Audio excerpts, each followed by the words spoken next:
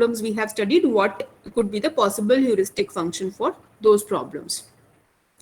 So for example, for TSP problem, we could calculate the remaining distance from the goal state, that means from the destination state, and that remaining distance could give me a measure of how much good is this particular node or city. So that could be for the TSP problem. So the heuristic function could be remaining distance from the goal state.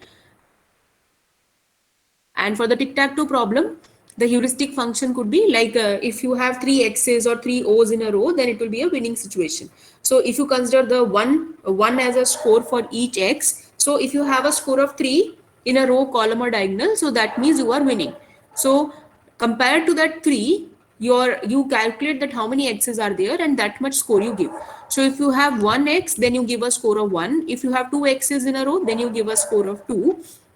So similarly, if you have 3 X's in a row, you give a score of 3. So depending upon what is your score, you will understand that how far you are from that winning position. Winning position is if you have 3 X's or 3 O's in a row or column or diagonal. So like this, you can formulate for different problems, you can formulate your own heuristic function, which will actually give you an estimate about how good is your current state and how far you are from the goal state. So this was what we did in the last class. Now let us study what are the different characteristics of a problem and why we need to study the different problem characteristics, because every heuristic function cannot be applicable to all the problems. So it depends upon the different, it depends upon the problem characteristics. So choice of heuristic function depends upon what kind of a problem it is. And not all problems you can handle like with a uniform strategy. You need to change your strategy when your problem characteristic is different. So that is why we need to study the characteristics of a problem. So let us study the first one. So let's begin. Decomposability. So decomposability means whether your problem is decomposable or not. Decomposable means, see, if you consider a problem which you can break it up into sub-problems, that means it is a decomposable problem.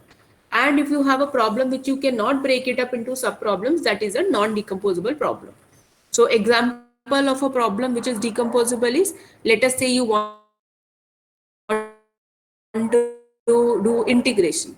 Okay. So in the case of integration, if you are integrating a expression, then if you integrate the sub expressions from that expression and sum it up, so that will also give the same result, isn't it? So suppose you have to integrate x square plus 3x. Let us say you have to integrate x square plus 3x. So if you integrate x square separately and 3x separately, and then you join the results, that means then you take the addition of those results. So that will also give me the same result if I integrate x square plus 3x in a combined way, right?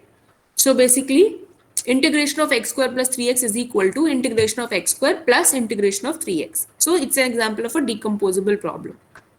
Non-decomposable problem could be, for example, you have a blocks world problem. Blocks world problem means you have certain pieces of blocks and you want to arrange them in some particular fashion. So, so for example, in this case, let us take an example that you want to arrange B on top of C and A on top of B. There are 3 blocks A, B, C, and you want to arrange A on top of B and B on top of C, and you can move only 1 block at a time. Fine, you can move only 1 block at a time. So then in that case, is it a decomposable problem? So if you place the block B on C first, so block B is on C, but now you want to place A on B also. So can you place A on B? So you have to first of all see, if you consider the solution of placing A on B and B on C as a decomposable problem. So in that case, you have to place A on B separately and B on C separately, and it should, if you combine them, you should get ABC in one pile, right? So basically, that should be the, if you want your problem to be decomposable, so in that case you should be separately able to handle these problems. So you should be able to get B on C and you should be able to get A on B separately, right? But can you get A on B separately and B on C separately? You cannot get, because B is common in both the piles. So if you want a pile of B on C, okay, then another pile of A on B is not possible until you get that B extracted. I mean, you get that B from that B on C pile. So you want to get that B from B on C pile. So then only you can place A on B, right? So these sub problems are actually related to each other. They are not independent problems. So since they are not independent problems, you cannot decompose them and solve them. So your blocks world problem is an example of a non-decomposable problem. So this is about if the problem is decomposable or not. You can understand. Then other characteristic of a problem is nature of solution steps. So so there are three classes of problems over here: ignorable problems, recoverable problems, and irrecoverable problems. So ignorable problems, for example, I want to prove a theorem. Now let's say I have done a mistake and I am trying to prove the theorem and I'm not getting the proof. So I have done some mistake. So in that case, I can ignore whatever I have done till now, and then I can basically use some other axiom to prove my theorem. So basically, I can ignore whatever I have done till now, isn't it? Because one axiom, if you have applied, that does not restrict the possibility of application of some other axiom at a later time, right? So if you have applied some particular axiom, it does, and if it is not leading to the proof, then you can apply some other axiom at that time. So you don't need to basically you don't need to backtrack and go to the initial state. Whatever state you are, if you are not able to get a proof, from that state onwards you can apply some other axiom and you will get the proof. So it's a kind of an ignorable problems, because your solution steps, if they are wrong, you can just ignore those steps. Then other example is this is a problem in which you can, this is an example of a recoverable problem. So let us see what is 8 puzzle.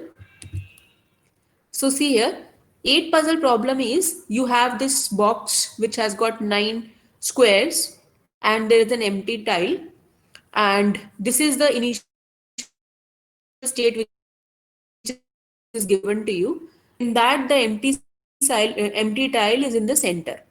Fine, and you have some numbered combinations. So from the number combinations on the left hand side, you want to reach the state which has the number combinations on the right hand side. And you have to move the tile also. So empty tile is you can say the bottom to move to the center tile. So this is, so your left hand side is your initial state and the right hand side is your goal state which you want to reach.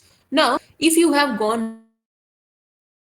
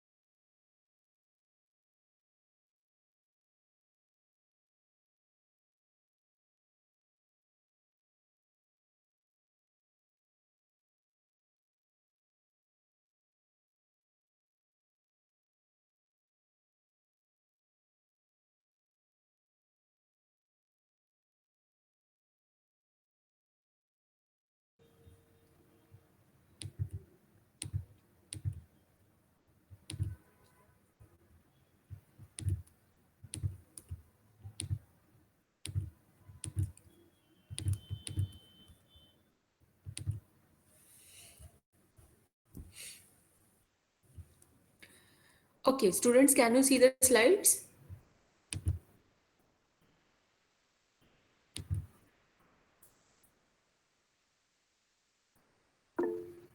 Okay, fine. So let's continue. So this 8 puzzle problem is an example of a recoverable problem. Recoverable in the sense that if you at some point of time you realize that you are going wrong, that means you are not reaching this right hand side state. So basically you can reverse your steps. It is possible to reverse your steps, isn't it? You can move the tiles in a reverse way. So if you have gone like 5, you have moved in this empty position. So in the next, if you realize in the next state that you have moved wrong, so you can move back this 5 from the empty position to the right hand side. So it is always possible to undo your stage. So that is why it's an example of a recoverable problem. You can recover back if you have realized that you are going wrong. Now, an example of an irrecoverable problem is game of bridge. So game of bridge basically like between two players.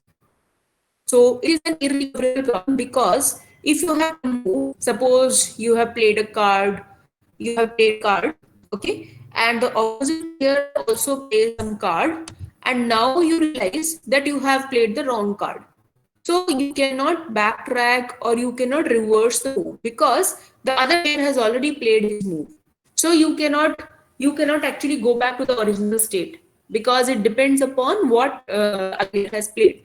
So it's involving the other player moves also. So in that case, it's an example of an irrecoverable problem because you cannot go back to your original state because it involves two players. So you don't know what the other player has played. So is it possible to recover from that state or not? That also you don't know, right? So this is an example of recoverable problem. So nature of solution steps also matters. So based on the nature of solution steps, you can divide your problem into ignorable problems, recoverable problems, and irrecoverable problems. So then the third characteristics is based on is the solution absolute or relative. So is the solution of the problem absolute or relative? Absolute means that you want to find out the best path to that goal state. And relative means you are actually not worried about the best path. Whatever path you choose, if it is leading to your goal state, then so is the solution absolute or relative? It means that you are basically choosing the best path. Multiple paths, and any of them is for you for the goal state. So it's the reverse actually. Any path problem means you can your any path problem choosing different paths to the goal state and all are correct. And in problem you have to path only, otherwise the other paths will not be the shortest path, so they will not be the correct solutions. So in the traveling salesman problem your motive or your objective, that is to find the best path. So you have two cities, let us say I have a city A and I have a city D, and I want to reach from A to multiple paths possible from A to D. Now, multiple paths, I can all of these paths will reach towards D. But that will not be my solution. If I have multiple paths, all of them will not be. My solution will be the shortest path. Puzzle problem. So in the case to reach this goal state, so how you are reaching this goal state? If this right hand side state of the buzz is solved, and that will be your solution. Doesn't matter how many to reach this, all those combinations are making a path towards this goals.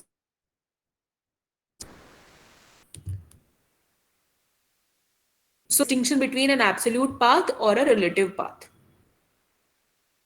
So basically a relative path means it is relatively better. Relatively which path is absolute means that if you I mean you are paths, all of them are satisfying your.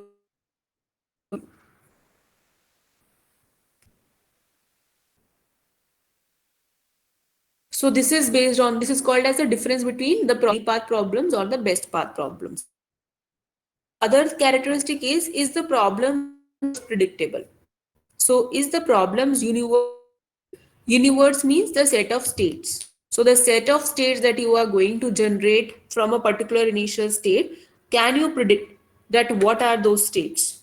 So So can you predict the next states or can you not predict the basically if you are not states or you can say the state space particular problem, then it becomes an outcome problem. And if you are able to predict the state space, that means the next possible states which would be generated, then it becomes a certain outcome problem. So certain outcome problem would be an example. A certain outcome problem could be 8 puzzle problem. So if you say 8 puzzle problem, so in this case, from the left hand side to the right hand side, what states will come after state. The left hand side state is your next state.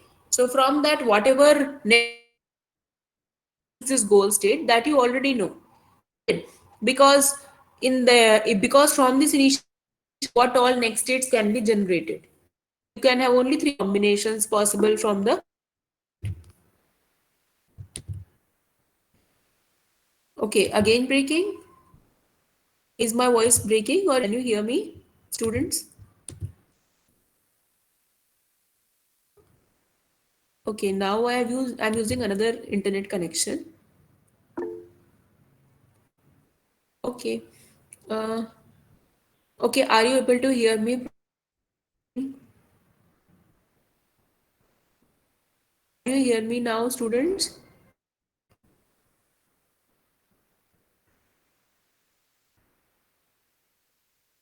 Is it okay? Okay, partly breaking. Okay. Okay. Okay, if it is seems okay. Okay, fine. So let's continue and then in case if it is breaking again, no, then I will try something. Yeah. Okay. Yes. So I was telling you that okay, mm, yeah. So I have certain outcome and uncertain outcome problems. So if problem, so in the 8 puzzle problem, if you see here, your initial state, you can know that what all next states are possible, right? So if you see here from this next initial state, only three states are possible. You can move 6 in the tile, you can move 5 tile, or you can move that 8 from the top into the empty position. So only three possible from that, only one tile you can move at one time, right? So only three next possible. And from those next moves, what all moves could be possible, that also you know you can generate of moves. And similarly, basically you can generate the entire set of states which are possible to reach the goal state. So it's a kind of a certain outcome problem. But if you play a, let us say I'm playing a game between a game of bridge I'm playing, and that is between two players. So you don't playing, right? So you can play yourself and decide that these will be my sequence of moves. You can decide for yourself that these will be my sequence of moves. So I will play this move, then I will play this move, and so on. But you don't know what the other player will play. So that means you cannot generate the entire state space. Fine. So it's a problem. Game of bridge. So this is the problems universe predictable. Basically, the difference certain outcome problem. And then other characteristic is the desire a state or a path to a state. Okay, so sometimes what happens is while you are problem, your solution is basically you already know that you want to reach this goal state. So the solution for that goal state is not that goal state. The solution is whatever states you have generated intermediately, that states are basically your solutions. So you can say the path that you are following to reach that goal state, that is your solution. Fine. And sometimes only one state you want to generate, and that is a solution. Okay, so let me describe it with an example. For example, in the water jug problem. Okay, so in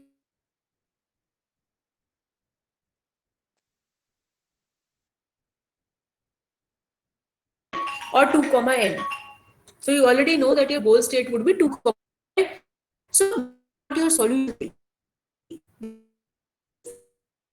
the sentence will be generated 0, then following. Okay.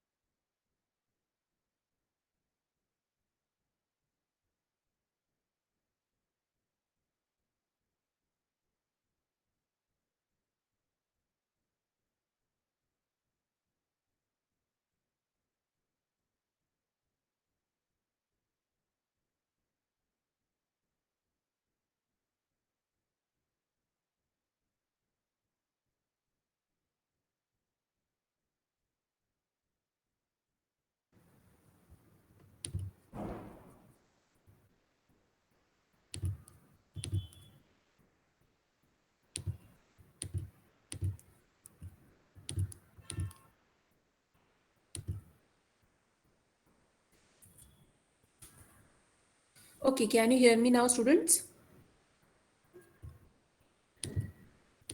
So, yes. Okay, so let us continue. Fine. So, is the desired solution a state or a path? So, basically, if you consider the water jug problem, so in that you were starting with the initial state 0, 0, let us say, and you want to reach your goal state 2, 0.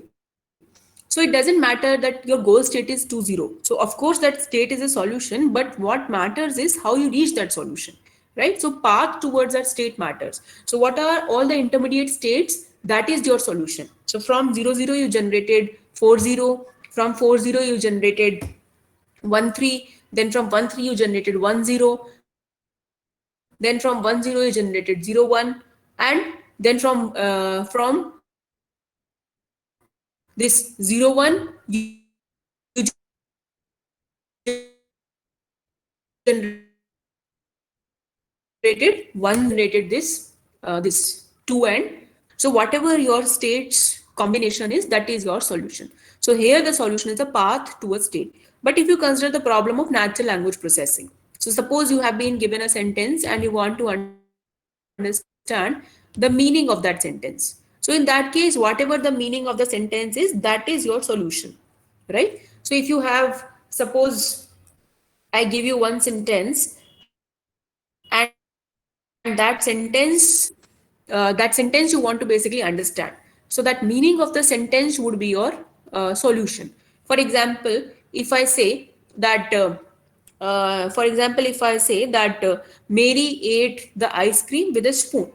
Some person is there, some girl is there, Mary, and she ate the ice cream with a spoon. Let us say some example I'm giving. So that sentence meaning, if you are able to understand and interpret it, so that interpretation becomes your solution. Fine. So in the case of natural language processing, the correct interpretation of a sentence is your solution. Yeah, so for example, sometimes it happens like this also, that your sentence can have multiple interpretations. So it's ambiguous sentence. So basically, depending upon the context, you understand that sentence, right? Some words could be causing an ambiguity also, right? So So they could be understood by means of a context information only. If you don't have the context information, then it is difficult to understand that what you were talking about in that sentence. For example, if I use the word bank, so if I say bank, bank has got two meanings. The BANK bank, bank means a financial bank also, and bank is of a river also. It's a reverse bank, reverse edge, that is also called as bank only. So if I'm using the word the bank president, let us say, so the bank, if I use in isolation the word bank, then it will have two meanings: bank of a river or a financial bank, right? But if I say the bank president, then you can understand that I'm talking about the financial bank, right? So the bank president ate the dish with a fork, kind of a sentence could be the bank president ate the dish with a fork. So in that case, you could have two interpretations, one related to the river bank, other related to the financial bank. So depending upon the whole sentence or the context of this word bank, you can understand the meaning. So the correct interpretation would be the solution. So this is a difference between a problems which are having the solution as a path and the problems where the solution is a state. Then what is the role of knowledge? So if knowledge is required to find out that what are the correct moves to play. So that is one case.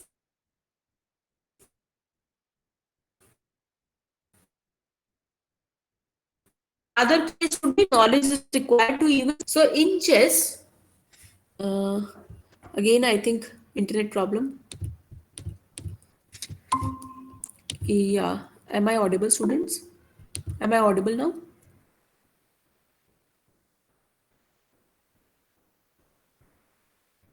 Okay, fine. Fine. Okay. Yeah. So, what is the role of knowledge? So, if I say that if I'm playing the game of chess, so in chess, I require knowledge, or you can say domain knowledge about the chess rules. So, depending upon what are the rules of a chess game, I find out what could be the legal moves in the game. So, what move I can play next in the game, that depends upon the rules of the game, right? So, knowledge is required to constrain my search because I cannot play all the possible board positions. I can play only the legal moves, whatever are legal according to the rules of the game. So, knowledge is required to constrain my search space, right? But in newspaper story understanding, knowledge is required to even recognize what is a solution, because whatever you are reading, the articles, whatever you are reading, those articles are having some context, right? And if you don't know the context, then you cannot even understand that what could be the solution. For example, let us say some article is that related to BJP and Congress. So some article is there in the newspaper where it is relating to BJP and Congress, and some elections are coming. So BJP is expected to be the winning party in the elections, let us say. So in that case, you will need to know the background about how many people are supporting BJP, how many people are supporting Congress, and what are the possible agendas, and who is supporting which agenda. So if the person is supporting a particular agenda which BJP is also supporting, so then that person will be indirectly supporting BJP, right? And if a person is supporting an agenda which Congress is supporting, so in that case, he will support Congress. So basically, this is just one example I'm giving to help you understand basically that if you know the background, then only you can understand a newspaper article, right? You cannot understand a newspaper article without knowing anything, because you need to have a background knowledge, context information. So you need to analyze that who will win in that elections. BJP will win or Congress will win, depending upon what all articles are there. For those articles are basically by what kind of people, what agendas are in favor of BJP and what agendas are in favor of Congress. So a lot of knowledge is required. Then only you can actually analyze that what is the current situation in the country and who will win, right? So that is newspaper story understanding is an example of when lot of knowledge is required to even recognize a solution. In chess, you need to know only the rules. So knowledge is required to only constrain the search. So this is one aspect. And the last one is, does the task require interaction with a person? So if your problem solving requires interaction with a human being, or it can be fully automated without any interaction with a human being. So that is also one problem characteristic. For example, an expert system. So expert systems are basically, you can say, sophisticated softwares which can perform the tasks which humans can perform. But actually, they are very interactive softwares. So they will interact with a human being, and get the, they will basically, they will be able to reason, they will be able to reason, and they'll be able to get some inputs or feedback from the human being. So they are quite interactive. So expert systems require interaction with a human being. But if you are proving a theorem using a machine, so if you are using theorem proving for a machine, that doesn't require any interaction, because it's a normal proving of a theorem using some axioms. That axioms are already fed into the database of the machine. So those axioms are already fed into the database of a machine. So they can directly use the axioms, and the machine can prove the theorem. So it could be fully automated also. But actually, generally, full automation is not encouraged, because generally, if the machine can take the feedback from a human being, or if the machine explains that how it obtained its solution. So if the machine is able to explain its reasoning to a human being and also take feedback from a human being, then that machine is considered to be a more sophisticated machine. So expert systems are such machines. But for other problems like theorem proving, you can design a machine which is fully automated and does not require any human interaction. So these are different problems and their characteristics, and depending upon the problem characteristic, you can apply a particular strategy for problem solving. Then we have production system characteristics. So problems can also have their different features, and production systems can be also broadly classified into two categories: monotonic production systems and partially commutative production systems. So monotonic production systems means that if you are basically applying a rule, that rule will not prevent the application of another rule that was also applicable when the first rule was selected. Okay. So if I'm applying a rule, then my state changes, right? If I'm applying one rule, that my state changes from X to Y, right? Now in that Y state, when I have reached that Y state, then can I apply a second rule which I was trying to apply in the X state? So if I applied a rule number one and the state changed from X to Y, then that in that Y state, can I apply that rule number two? Right? So that the application of rule number one doesn't prevent the application of rule number two. Right? So basically, if a rule is selected, it should not obstruct the application of other rule. So you can apply some other rule also, and that there should not be a problem in applying other rules also. So if you apply a rule, that rule will not prevent the application of another rule that was also applicable when the first rule was selected. Okay, so this is a meaning of a monotonic system. And partially commutative systems are, if you are basically applying a rule to if you are applying a set of rules to change the state from X to Y, then you can apply some permutations of these rules also, and it will also result in the state Y only. So if you are changing your state from X to Y using some rules, then your state will change from X to Y only using some permutations of that rules. So even the permutations or any combination of that rules will lead to the state Y only. So if it's leading to the state Y, it's a partially commutative system. So there are four categories: monotonic, non-monotonic, partially commutative, not partially commutative. So as I told you, monotonic means that if you are applying a rule and state changes to Y, then you can apply another rule also without. So it's basically that if you are applying rule number one, that does not prevent the application of rule number two. So for example, in theorem proving. So if you are proving a theorem, and while theorem proving, you are leading to a state Y, that means you are you are proving a theorem and you are generating the next states, means you have started from an initial axiom, and then you have tried to prove something and you reach some other axiom basically. So in that, not axiom, basically your theorem, whatever you're trying to prove, you have changed that state from the initial state to the some intermediate state after applying some axiom, right? So some basically some rule.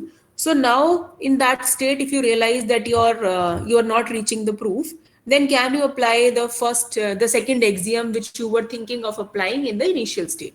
So in the initial state, you applied axiom number one and led to a no solution. So can you apply axiom number two now?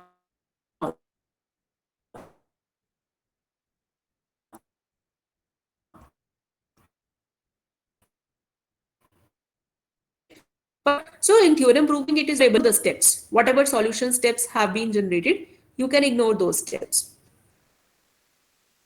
So in theorem proving, it's a monotonic problem because whatever rule you have applied, that does not obstruct the application of another rule. So if you have applied rule number one and it is not that particular state. So it's also partially commutative because if you apply a permutation of any of those rules, it will eventually lead to the proof, right? If you are basically applying some sequence of rules to generate the proof, then some other combination of those rules could also be possible, which will also be able to prove your theorem. So it's also an example of a partially commutative system. So partially commutative systems are those that are ignorable in nature. So because they don't need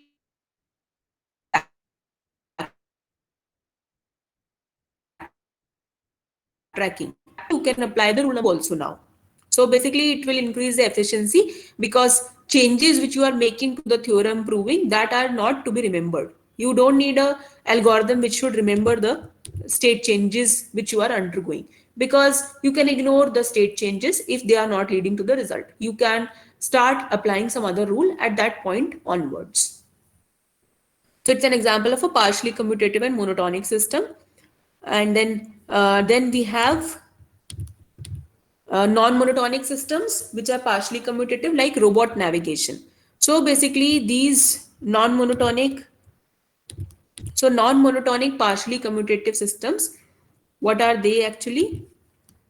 So partially commutative, you leave it for now. Just understand non-monotonic. So non-monotonic is the reverse of monotonic. So basically, monotonic was when you were applying a rule and changing the state, then you can apply some other rule also in that changed state. So non-monotonic means that when you cannot apply another rule in that changed state, right? So for example, you are trying to navigate a robot.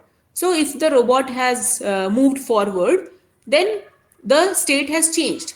So then in that state, it has to follow certain other rules only. It cannot be the case that whatever rules you were applying when the robot was in the initial state, the same set of rules you can also apply in the current state also. It's not there because if the robot has changed its position, then depending upon the position or depending upon the state of the robot, only some rules will be applicable. The rules which you could apply in the initial state, all those rules will not be applicable, right? Because suppose the robot was initially at rest, then you could apply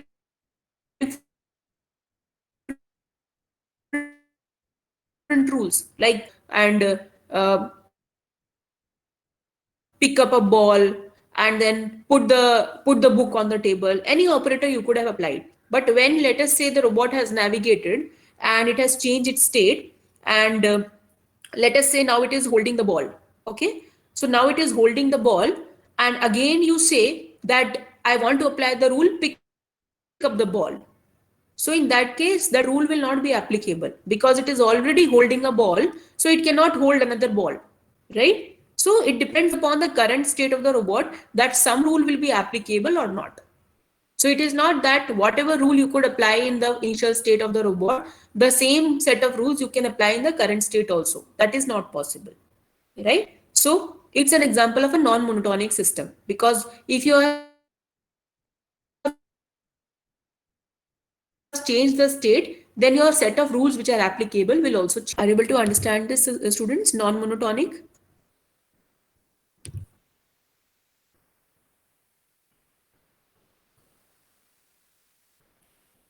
Say yes or no.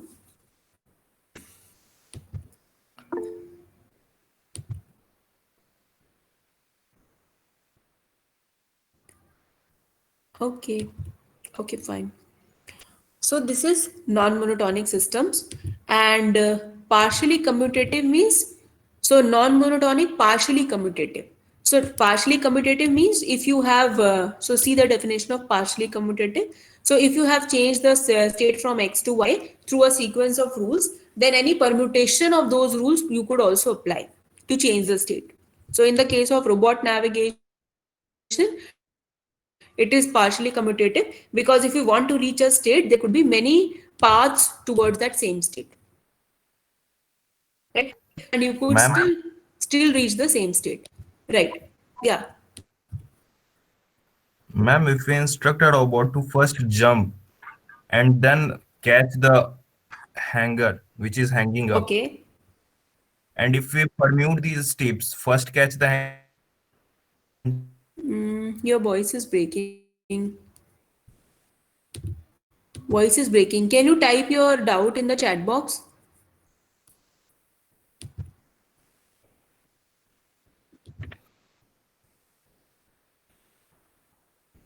or try to speak? Maybe it's better now.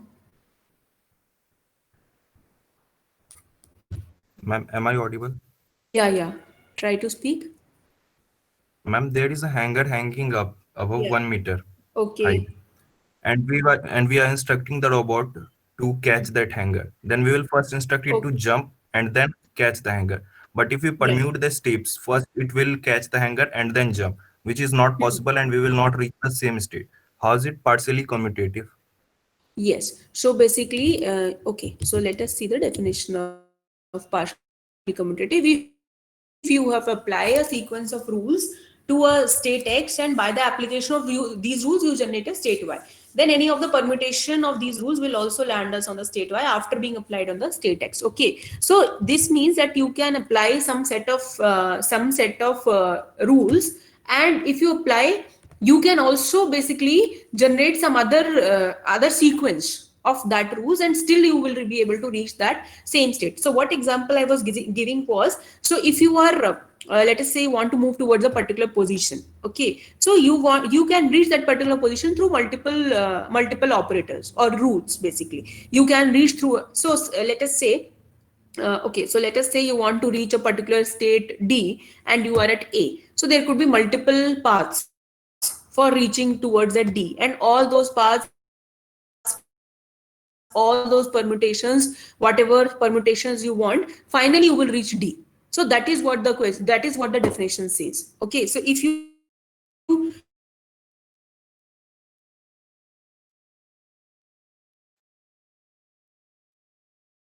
to a state X, and by the application of these rules, you can also reach that state Y. So this is partially commutative. Okay, so if you want to reach a particular state D, and you are at A, so you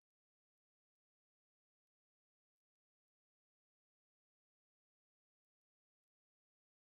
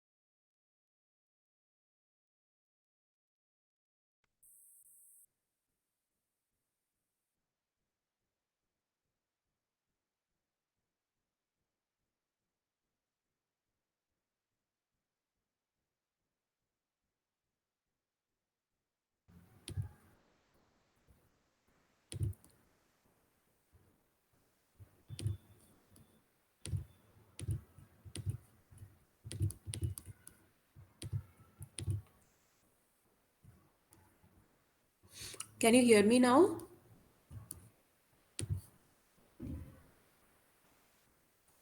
Can you hear me, students? Okay. Yeah, Nitin, you were asking the question. I think Nitin, you were asking, no? Who was asking? Nitin, okay. Yeah. So Nitin, yeah. So basically, Nitin's question was that if you are basically using a permutation of a particular rule, then in all the cases it will not lead to a particular goal state, right? So he was basically saying that if you are trying to, if you are having a state like you are having a robot and you want the robot to basically take the something from the hanger. That's what you were saying, Nitin, that there was something in the hanger and you want him to jump and take that something. Okay, so if you want to if you reverse the steps, then you will not be able to get that something. So basically, Nitin, this is a very subjective topic, and one more thing over here is that it is robot navigation problem. So it is not that so one thing is that it will depend upon what kind of goal states you are trying to generate. So for some goal states, this is possible that the permutations will lead to the same goal state, but for not for all goal states. So that is why we have not taken the robot as a general. Any task which you are trying the robot to accomplish, if you're trying for the robot to accomplish any task, and if you reverse or if you try all the permutations, then it will not lead to the goal state, same goal state. So not in all the cases it will not lead to the same goal state. So we are not considering all the tasks which a robot can solve. We are considering only the navigation task. Okay, so navigation can be like if you want to reach a destination place and there are multiple ways of reaching, it doesn't matter that what are your ways of reaching. If you have reached the destination, that means it is a successful search, right? So that is why we are telling this problem as to be a robot navigation problem. And also that example which I was giving, that example that if the robot is trying to hold a ball and if you are again applying the same operator, that robot has to hold a ball. So in that particular state, that operator will not be applicable because the state has changed, and in that state it cannot hold another ball. So that example I was just giving you to tell you that what could be a non-monotonic system, but it is a robot navigation problem. So that operator is not valid for robot navigation. It was just an example which I was giving you. So in a case of robot navigation problem, your example could be different. Like if the robot has navigated to some other point from which returning back is not possible or something like that, or some operator could not be applied, basically the same operator which you could apply in the initial state, because the paths will change, right? So from the initial state, let us say you have 5 paths possible, but when you have traversed from the A path to the B path, now you are at the B node. So from the B node, not all paths could be possible, right?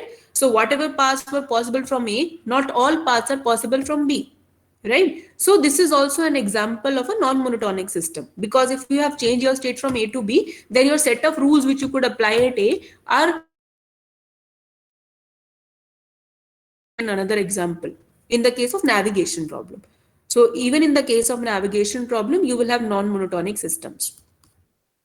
But for that example, the partially commutative, so the permutations would be, because it's a navigation problem, so any path would be fine for us. We just need to bother about the destination only. Okay, Nitin? Yeah. So yes. So basically any task which a robot can do, it is not that the permutations of that intermediate states will lead to the goal state. So that is why we are talking about only robot navigation, not a general robot. Okay, fine. So this is an example of a non-monotonic, partially commutative system. Non-monotonic in the sense that the same set of rules you cannot apply in the future state. Partially commutative in the sense that you want to reach a particular state and you can reach it from any path. So that's an example of this. Robot navigation is an example of non-monotonic and partially commutative system. Now, not partially commutative system. So finally, we have not partially commutative systems. So not partially commutative systems are those systems in which your problem is irreversible. Okay. So for example, So see the definition of not partially commutative. See, partially commutative is if you can apply any permutation and you reach the same state x, same state y. But suppose you are having a chemical reaction, some chemical synthesis is happening, and if you apply some x chemical to y chemical, and then you apply it to a z chemical, so it will result in some state. But suppose after applying x chemical you are adding z now, and then after whatever comes of x and z, now you are applying y. So will you reach the same compound? So see, if you are mixing x with y and then whatever compound gets generated, to that you are mixing z, so it might lead to a different compound. And when you are mixing x with z and then some compound is formed, to that you are mixing y, so then it might lead to a different compound, because in chemistry it's like that only. It depends upon the sequence of your addition of chemicals that different chemicals can also get formed. Okay, and there could be some stable compounds also which are formed. So it depends upon the order of your application of the chemicals also. So in the case of a chemical synthesis, an irreversible change can occur. So that would be an example of a not partially commutative system, because through any permutations you cannot generate the same state. If you change the permutations, then the state will change. So this is an example of a non partially commutative system, and generally this is in whatever problems, the problems are irreversible. So in the case of chemical analysis, if you generate the xy compound, then if you generate from xy you add z, it will lead to a different compound, and to xz if you add y, it will lead to a different compound. So it's an irreversible change. You cannot reverse and get back the original chemical, right? So the order of executing these operations is very important. So therefore we have to take the correct decision at the right at the first only, that which order you should apply.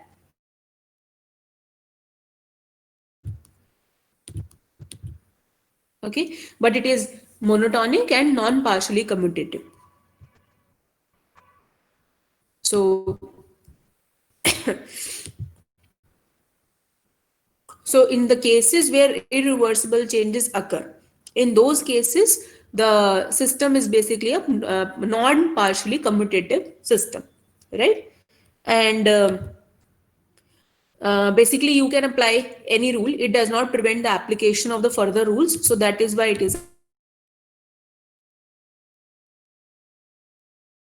commutative system. See, if you have another player playing, right? So now if you want to apply the same move which you wanted to apply in the initial state, so you cannot apply, because the initial state has changed, because the other player has also played his card. So whatever state was valid at the initial state, you want to apply a certain rule, that rule you cannot apply now in this state, because the other player has also played. Okay, so you don't know what the other player has played. So it's a example of an irreversible problem also. And the other thing is, because you cannot apply the same rule in the next state y, because that next state y also includes the contribution from the player, from the second player also. So you don't know what he has played. So that is why whatever state has got generated, that same rules which you wanted to apply in the initial state, you cannot apply now. So it's also a non-monotonic as well as a non-partially commutative problem, game of bridge, because it's played between two players. So you cannot apply the same rules in the next state, and also you cannot generate through any permutations the same state, because if you change the sequence of playing the cards, or if you change the sequence of states, your entire game strategy would change.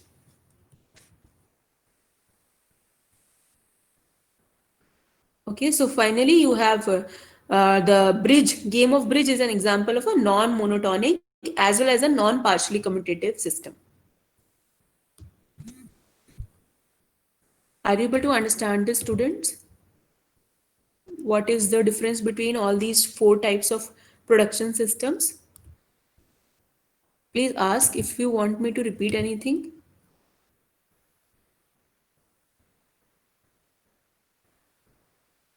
Okay. Anybody who wants me to repeat anything?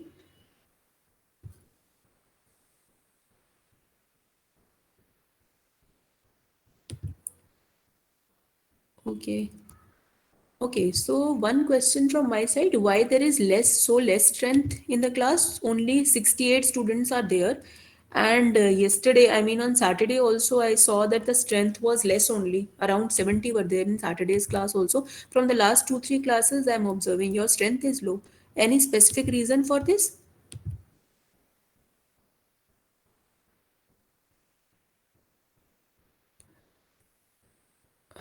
There are 107 students in this class.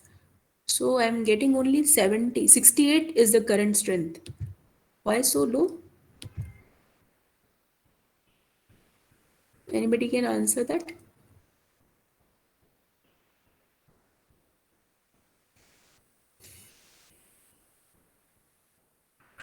No idea.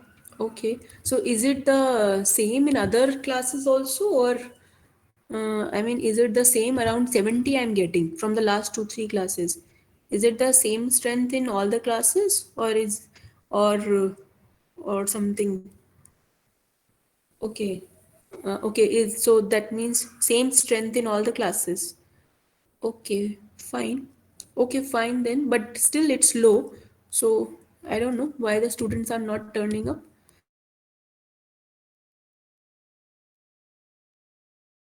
There were 95, 96, up till 100 also before the midterms. Okay, okay, fine. Okay, fine, students. So this completes our. Okay, 1 minute. So this completes our problem spaces, and we will start with the heuristic search techniques. What are the different heuristic search techniques? We have specifically 5, 6 search techniques. So we will try to cover them. So we will try to start them up, and that will be in the next class. Divya, please take the attendance. Yeah, thanks.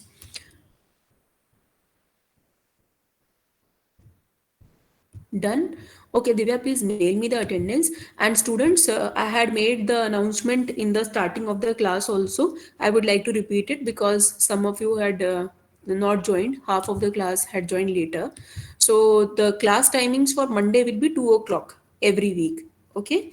So for Monday's class would be 2 o'clock every week, and Saturday's class we are shifting to Wednesday at 2 o'clock. So basically, your Monday and Wednesday will be the class on Monday, which was at 10 a.m. in the new timetable, that will be held at 2 p.m. like we had today.